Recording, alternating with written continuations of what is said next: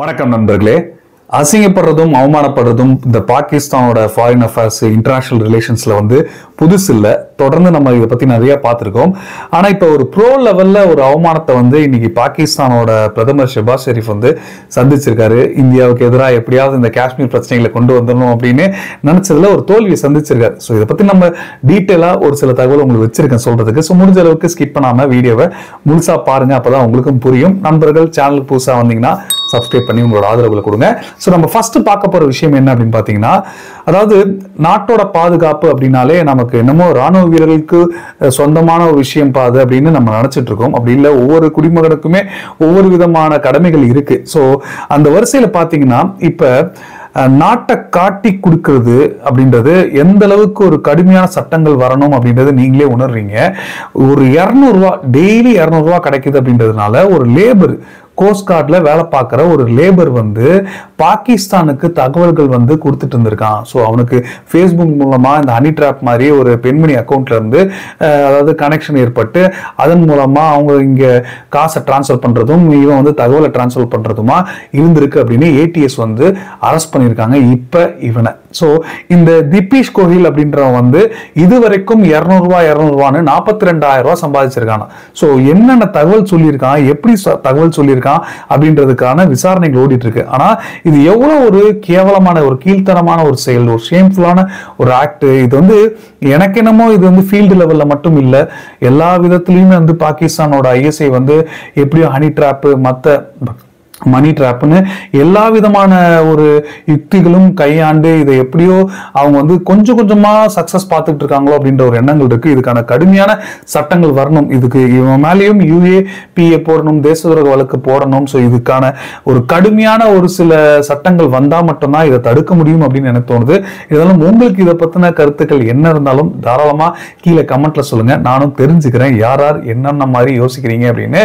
So இது மட்டும் இல்ல, அடுத்து நம்ம பார்க்க போற இன்னொரு முக்கியமான விஷயம் என்ன அப்படின்னு பாத்தீங்கன்னா, இப்ப சமீபத்துல உங்க எல்லாருக்குமே தெரியும், ஒட்டுமொத்த இந்தியா மற்றும் அதுவும் இந்தியாவை சார்ந்து இருக்க கூட்டணி நாடுகள், அதுவும் சீனாவுக்கு எதிரான இருக்க மைண்ட் செட்ல இருக்க நாடுகள் எல்லாருமே ட்ரம்போட கம்பேக்கு பயங்கரமா பாராட்டிட்டு இருக்காங்க. ஆனா இந்த சமயத்துல ஜோ பைடன் அவர்களும் இந்தியா விட்டு கொடுக்க விரும்பல. ஏன்னா இப்ப சமீபத்துல இந்தியாவோட ஆப்போசிஷன் லீடரான ராகுல் காந்தி அவர்கள் ஒரு கருத்து சொல்லியிருக்காரு. பிரதமர் மோடி அவர்களை அதை சாற்ற மாதிரி அவர் சொல்லியிருக்காரு. ஜோ பைடன் மாதிரி பிரதமர் மோடிக்கும் வயசாயிடுச்சு, மூளை மங்கிடுச்சு அப்படின்ற மாதிரியான ஒரு கருத்துக்கள் அவர் சொன்னதுனால இப்ப ராஜாங்க ரீதியா டிப்ளமேட்டிக்கா பதில் சொல்ல வேண்டிய ஒரு கட்டாயத்துல இருந்திருக்காரு நம்மளோட ஃபாரின் மினிஸ்டர் ஜெய்சங்கர் அவர்கள். அவர் என்ன சொல்லியிருக்காரு அப்படி பாத்தீங்கன்னா, இந்த மாதிரியான ஒரு கமெண்ட் உண்மையிலே ஒரு அன்பார்ச்சுனேட். இப்படிலாம் ஒரு நட்பு நாடு, ஒரு அமெரிக்காவோட நட்புறவு மேம்படுத்துறதுக்கான முயற்சிகள் இருக்கும். ஸோ இந்த மாதிரியான ஒரு ரெப்ரசன்டேஷன்ல இருக்கும்போது ஒரு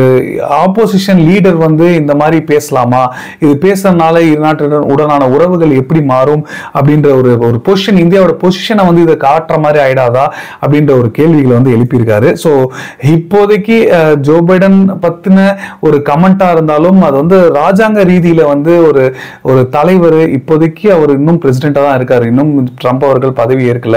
சோ இந்த ஒரு கமெண்ட்டை நீங்க சொல்லியிருக்க கூடாது அப்படின்ற ஒரு ஸ்டேட்மெண்ட் நம்மளோட ஃபாரின் மினிஸ்டர் ஜெய்சங்கர் ஒரு ஸ்டேட்மெண்ட்டை நீங்க எப்படி பாக்குறீங்க? இது கரெக்டா டிப்ளமேட்டிக்கா டீல் பண்ணியிருக்காரா அப்படின்றதும் உங்களோட கமெண்ட்டை கீழே சொல்லலாம். சோ இது மட்டும் இல்ல, இப்ப நம்ம ரொம்ப ரொம்ப முக்கியமா பார்க்க போற விஷயம் என்ன அப்படின்னு பாத்தீங்கன்னா, பாகிஸ்தான் பிரதமர் ஷெபாஸ் ஷெரீப் இந்தியாவுக்கு எதிராக இந்த ஆன்டி இந்தியன் மைண்ட் செட்டை கொண்டு வரதுக்கான முயற்சிகள் எங்க பார்த்தாலும் சான்ஸ் கிடைக்கிற இடத்துலலாம் அடிக்கிற வேலைகளை பண்ணிக்கிட்டு இருக்காரு. இதுக்கு ஒரு செட்பேக் கிடைச்சிருக்கு. சோ ஃபர்ஸ்ட் இதுக்கு முன்னாடி என்ன சொல்லணும் அப்படின்னா, அதாவது பெலாரஸ் நம்ம எல்லாருக்குமே தெரியும், பெலாரஸோட பிரசிடென்ட் இப்ப பாகிஸ்தானுக்கு விசிட் பயணம் மேற்கொண்டிருக்காரு. சோ 3 நாள் பயணமா பாகிஸ்தான் வந்திருக்காரு. இது பாகிஸ்தானுக்கே ஷாக்கு தான். எடாடா என்னடா அது இவர் வராரு அப்படின்னு சொல்லிட்டு. சோ இதனால இவரோட வரவேற்புக்கெல்லாம் பயங்கரமா செஞ்சிருக்காங்க. அதுவும் பாகிஸ்தானோட பிரைம் மினிஸ்டர் புரோட்டோகாலை மீறி ஒரு சில விஷயங்கள் செஞ்சிருக்காராம். அவர் ஒரு ஸ்பெஷல் ஃப்ரெண்டா ட்ரீட் பண்ணது இதெல்லாமே அவங்களோட ரிலேஷன்ஷிப்ல இல்ல. ஸோ வெல்கம் பண்ணியிருக்காரு, நேரடியா போய் பெலாரஸ் பிரசிடென்ட் வந்து வெல்கம் பண்ணியிருக்காரு, ஒரு ஸ்பெஷல் ஃப்ரெண்டா ட்ரீட் பண்றன்ற பேர்ல நிறைய விஷயங்கள் பண்ணியிருக்காரு. ஆனா அதே சமயத்துல ஆன்டி இந்தியன் ஸ்டேட்மெண்ட்டையும் வந்து ஜாயிண்ட் ஸ்டேட்மெண்ட்ல அடிச்சு விடணும், நம்ம ரெண்டு பேரும் பேசுறோம் ஜாயிண்ட் ஸ்டேட்மெண்ட்ல போட்டுடலாம் அப்படின்ற ஒரு முயற்சிகளும் மேற்கொண்டிருக்காரு அப்படின்ற செய்திகளும் வருது. ஸோ இந்த ஜாயிண்ட் ஸ்டேட்மெண்ட்ல வந்து உடன்பாடு இல்லை அப்படின்னு பெலாரஸோட பிரசிடென்ட் அவர் வந்து தெரிவிச்சிருக்காரு அப்படின்னு சொல்றாங்க. அது வந்து ஒரு ஷாக்கிங்கா வந்து ஷெபாஸ் ஷெரீஃபுக்கும் இருந்திருக்கு அப்படின்ற விஷயங்கள் சொல்றாங்க. இது எப்படி வெளியில வந்தது, இந்த மாதிரியான ஒரு தகவல்கள் எப்படி ராஜாங்க ரீதியா நடந்தது, எப்படி வெளியில வந்தது பாத்தீங்கன்னா, அதாவது அங்க ஒரு பாகிஸ்தானோட ஜேர்னலிஸ்ட் அருசுர் கமீஸ் அப்படின்ற ஒருத்தங்க வந்து ஒரு பெண்மணி வந்து ஒரு ரிப்போர்ட் பண்ணிருக்காங்க. என்ன ரிப்போர்ட் பண்ணிருக்காங்க அப்படி பாத்தீங்கன்னா, பாகிஸ்தான் பிஎம் வந்து காஷ்மீர் இஷ்யூ பத்தி வேண்டுட்டுமே பெலாரஸ் லீடர் கிட்ட கொண்டு வந்தாரு, இதை பத்தின ஒரு ஸ்டேட்மெண்ட் வந்து நீங்க கொடுக்கணும் அப்படின்ற விஷயங்கள் வந்து அங்க முன் வச்சிருக்காரு. சோ இந்த ஸ்டேட்மெண்ட்டை வந்து அவரு நிராகரிச்சிட்டாரு. இல்ல இதை பத்தி நான் இந்த காஷ்மீர் இஷ்யூலாம் பத்தி நான் பேச மாட்டேன், இதை பத்தி பேசுறதுக்காகவும் நான் வரல அப்படின்னு அவரு தெரிவிச்சதா சொல்றாங்க. இது மட்டும் இல்லாம அவர் கூடுதலா என்ன சொல்லியிருக்காரு அப்படின்னா, பாகிஸ்தான் ராணுவம் சரி பாகிஸ்தான் அரசியல் தலைவர்களும் சரி அவங்க ரெண்டு பேருமே இப்போதைக்கு இந்த காஷ்மீர் இஷ்யூ பத்தி பேசாம எப்படி முன்னேற்றத்தை கொண்டு போனோமோ அந்த விஷயங்களை பத்தி நம்ம பேசினா நல்லா இருக்கும் அப்படின்னு சொல்லியிருக்கிறதா சொல்றாங்க. சோ இது வெளிப்படையா வந்து அவரு டைரக்டா ஃபேஸ் டு ஃபேஸா வந்து அவரு ஷெபாஸ் ஷெரீஃப் அவர்களை எம்பாரஸ் பண்ணிருக்காரு அப்படின்ற விஷயங்கள் சொல்லப்படுது. சோ அவர் தெளிவா என்ன சொல்லிருக்காருன்னா, I am here to talk about business, focus on how the Belarus and Pakistan relationship should be அப்படின்னு சொல்லியிருக்காரு. இது இங்கிலீஷ் ஆங்கில வெர்ஷன்ல வந்து இந்த ஸ்டேட்மெண்ட் வந்து விட்டுருக்காங்க.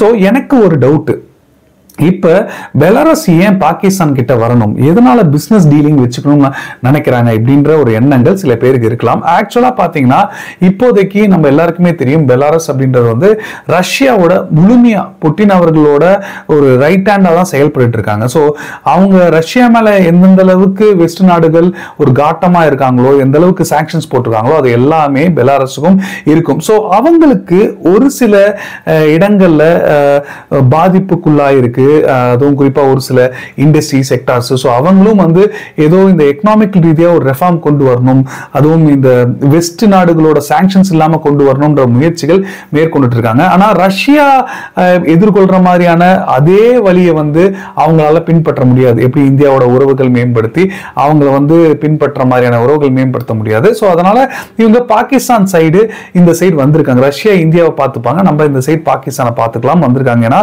அவங்க குறிப்பா இவர் வந்ததுக்கான ஒரு முக்கியமான காரணமே பாகிஸ்தானோட டெக்ஸ்டைல் இண்டஸ்ட்ரி ரொம்ப சீப்பா கிடைக்குது, சோ அந்த டெக்ஸ்டைல் இண்டஸ்ட்ரியை நம்ம பயன்படுத்திக்கலாம் அப்படின்ற ஒரு காரணங்களாலதான் இவர் வந்திருக்கிறதா சொல்றாங்க. அது மட்டும் இல்லாம இந்த அக்ரிகல்ச்சர் உணவு சம்பந்தப்பட்ட தட்டுப்பாடுகள் பெலாரஸ்க்கு வந்துடக்கூடாது அப்படின்றதுனால இந்த ஆட்டோ செக்டார் அக்ரிகல்ச்சர் செக்டார்ல எல்லாம் வந்து ஜாயிண்ட் வெஞ்சர் போட்டு நம்ம வேலை பார்க்கலாம் அப்படின்ற ஒரு முயற்சிகள் மூலமா வந்திருக்காரு சொல்லப்படுது.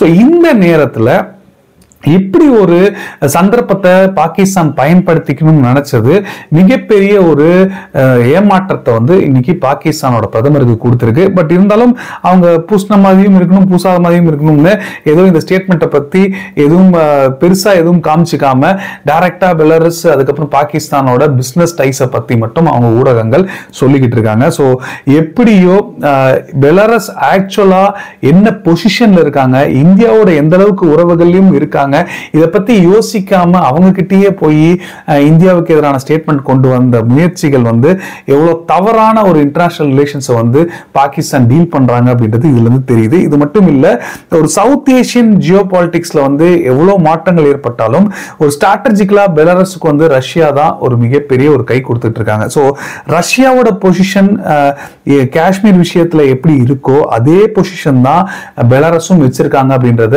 இப்ப நிரூபிச்சிருக்காங்க அப்படின்னு ஒரு சில எக்ஸ்பர்ட்ஸ் கருத்துக்கள் தெரிவிக்கிறாங்க. இது மட்டும் இல்ல, இந்தியா கூடயும் பெலாரஸ் வந்து ரொம்ப நல்ல உறவுகள் தான் மேம்படுத்திக்கிட்டு இருக்காங்க. ட்ரெடிஷ்னலா அவங்க வந்து இந்த காஷ்மீர் விஷயங்கள்ல இந்தியாவுக்கு தான் சப்போர்ட் பண்ணிட்டு இருக்காங்க. இதையும் மறந்து இந்த விஷயங்களை வந்து அவங்க எடுக்கணும்னு நினைச்ச பாகிஸ்தானுக்கு ஒரு மிகப்பெரிய ஒரு அடி வந்து பெலாரஸோட பிரசிடென்ட் வந்து கொடுத்திருக்காரு அப்படின்றதான் நமக்கு தெரியுது. ஸோ இதை பத்தின கருத்துக்கள் நீங்க என்ன நினைக்கிறீங்க? ஸோ இதை பத்தி மறக்காம கீழே கமெண்ட்ல சொல்லுங்க, நானும் தெரிஞ்சுக்கிறேன். ஸோ இது மட்டும் இல்ல, தொடர்ந்து நம்ம நிறைய விஷயங்கள் பேசிட்டு வந்துட்டு இருக்கோம் இந்த ஜியோ பாலிடிக்ஸ்ல. ஸோ எல்லாமே வந்து முடிஞ்ச அளவுக்கு நான் உங்களுக்கு சீக்கிரமா கொண்டு போய் சேர்க்கிற வேலைகளை வந்து செஞ்சுக்கிட்டு தான் இருக்கேன். ஸோ உங்களுக்கு வேற ஏதாவது கருத்துக்கள் இருந்தாலோ இல்லை நீங்க ஏதாவது இதை பத்தி பேசுங்கன்னு நினைச்சாலோ முடிஞ்ச அளவுக்கு லிங்க்ஸ் கமெண்ட்ஸ் எல்லாருமே என்னோட இன்ஸ்டாகிராம் லிங்க்ல வந்து ஷேர் பண்ணிட்டு இருக்கீங்க மெசேஜ்ல. நானும் உங்களுக்கு ரிப்ளை பண்ணிட்டு தான் இருக்கேன். ஸோ கீழே டிஸ்கிரிப்ஷன் லிங்க்கும் கொடுத்துருக்கேன். நீங்க தாராளமா எப்பொழுதும் போல நீங்க எனக்கு மெசேஜ் பண்ணலாம். நானும் உங்களுக்கு முடிஞ்ச அளவுக்கு நான் ரிப்ளை பண்றேன். ஸோ அதையும் நான் வீடியோல கவர் பண்றதுக்கு முயற்சிகள் மேற்கொள்றேன். ஸோ இதோட நம்ம இந்த வீடியோ நிறைவு செஞ்சுப்போம். கடைசி வரைக்கும் இந்த வீடியோ பார்த்தமைக்கு ரொம்ப ரொம்ப நன்றி. தொடர்ந்து உங்களோட ஆதரவுகளை கொடுங்க. நாளைக்கு இன்னொரு வீடியோல சந்திப்போம். ஜெய் ஹிந்த், பாய்.